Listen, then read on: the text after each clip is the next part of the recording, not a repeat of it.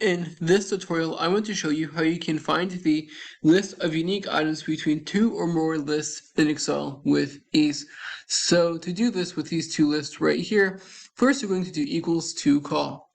Now, the reason why you're using to call to start with is because it gets each of the lists and then makes it into its own. So you're just going to pass in this array right here. And note there's a couple optional arguments that you might want to use, such as ignoring different blanks or errors, or skim by row or skim by column. But we're not using this, just going to close parentheses. And as you can see, it gets all of these items and puts them into one list. Now, from here, we can go ahead and then use the unique function. So now that everything is in one list, we can simply do unique and then close parentheses. And now we have the list of unique items between the two lists. And even better, we can use the sort function to sort it how you want to.